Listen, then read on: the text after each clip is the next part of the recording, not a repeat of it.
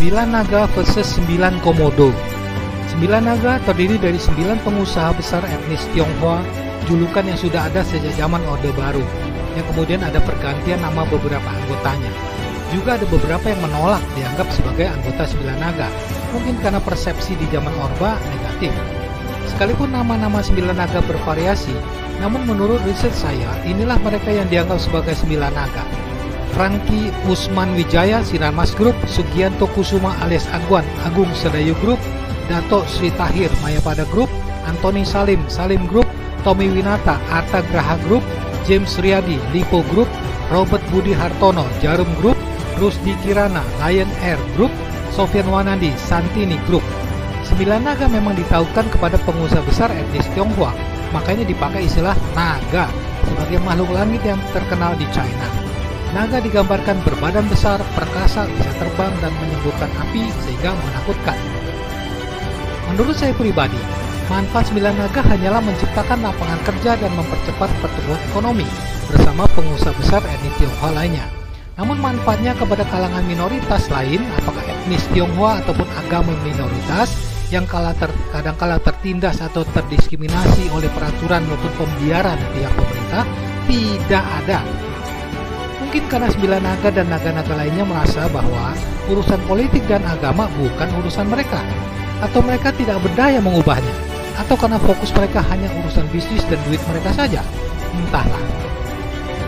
Karena saya tidak senang atau tidak bangga dengan adanya 9 naga, maka saya ingin menyampaikan alternatif memperkenalkan 9 komodo, yakni pengusaha besar yang disebut asli Indonesia atau indigenous, dulu disebut pribumi, untuk mengingatkan bahwa di Indonesia yang kaya raya dan punya banyak bisnis bukan hanya naga, melainkan juga banyak komodo yang menurut saya, kalau para komodo mau, mereka akan bisa dan mampu mengubah kebijakan atau peraturan yang sudah lama ada maupun yang akan dibuat, agar kondusif terhadap kehidupan bermasyarakat yang sesuai dengan Pancasila dan Bhinneka Tunggal Ika.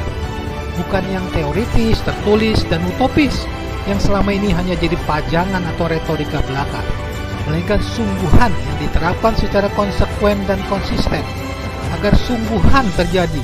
Kita bersatu visi, misi, aksi untuk mendikdayakan bangsa dan mensejahterakan masyarakat tanpa peduli apa latar belakang saraknya, suku, agama, ras, antar golongan, gender. Saya namakan 9 komodo, karena komodo disebut juga komodo dragon, karena menyerupai naga, berukuran besar dan memiliki reputasi menakutkan. Jadi ada unsur dragon atau naganya juga. Hanya komodo adalah khas milik Indonesia, karena hanya ada di Indonesia. Saya berharap para komodo dan para naga bersinergi melipat gandakan kekuatan dan daya saing agar kita mampu menang saing melawan saingan global siapa saja, di mana saja, dan kapan saja. Holopis kuntul baris, rawe-rawe rantas, malang-malang putuk, bersatu kita dahsyat. Saya coba menyampaikan hasil riset saya tentang siapa saja yang pantas menjadi 9 komodo berdasarkan parameter kekayaan, akses kekuasaan, kekuatan mempengaruhi kebijakan politik dan massa, berkenaan dengan isu bisnis, politik, sosial, keagamaan. Kalau Anda tidak setuju dan atau punya nama lain yang lebih relevan dan mujarab, silahkan sampaikan di kolom komentar. Nanti kita revisi.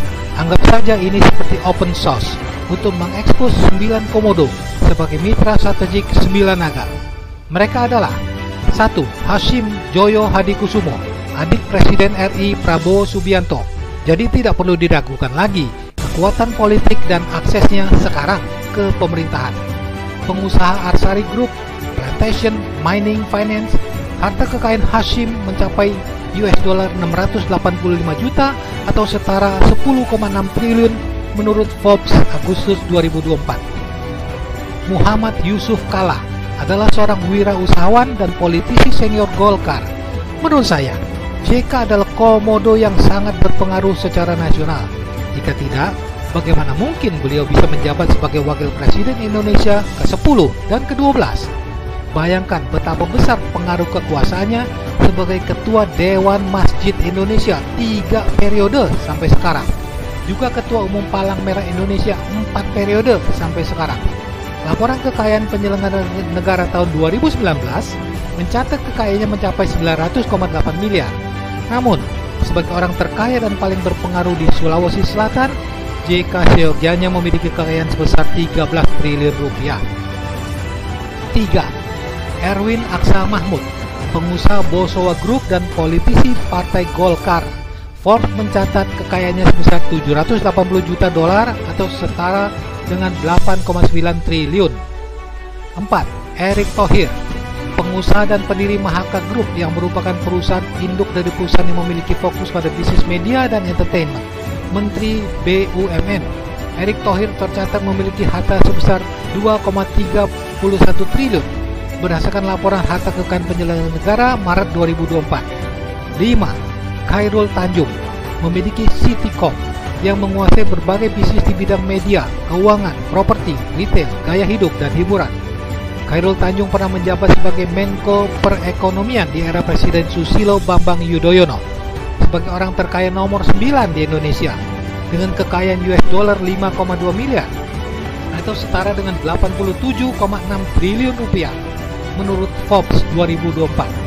Keenam, Garibaldi Thohir yang juga dikenal sebagai Boy Thohir adalah kakak dari Menteri BUMN Erick Thohir.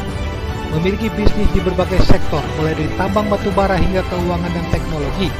Bisnis utamanya adalah Adaro Energy, produsen batubara terbesar di Indonesia. Selain itu, ia juga terlibat dalam perusahaan pembiayaan Wong Finance, perusahaan investasi, telekomunikasi, dan beberapa startup. Boy Thohir memiliki kekayaan US dollar 3,8 miliar atau setara dengan 64 triliun, menjadi orang terkaya ke-17 di Indonesia menurut Forbes 2024. Ketujuh, Hilmi Panigoro adalah pemilik Medco Group yang juga merupakan adik kandung dari almarhum Arifin Panigoro. Hilmi juga pernah menjadi anggota DPR dari PDIP. Kekayaannya sebagai orang terkaya ke-21 di Indonesia mencapai US dollar 3,25 miliar atau setara dengan 54,8 triliun rupiah. Ke-8, Otto Toto Sugiri adalah pengusaha sukses yang dijuluki Bill Gates-nya Indonesia sebagai pelopor dan tokoh kunci dalam pengembangan infrastruktur digital di tanah air. Menjadi orang terkaya nomor 26 di Indonesia dengan kekayaan US dollar 6,6 miliar atau setara dengan 111 triliun rupiah menurut Forbes 2025. Ke-9, Peter Sondak adalah pemilik dan pendiri Rajawari Corpora, sebuah grup bisnis besar di Indonesia dengan berbagai portfolio termasuk properti, media, agriculture, dan tambang. Menjadi orang terkaya nomor 28 di Indonesia dengan kekayaan US dollar 2,1 miliar atau setara dengan 35 triliun rupiah menurut Forbes 2024.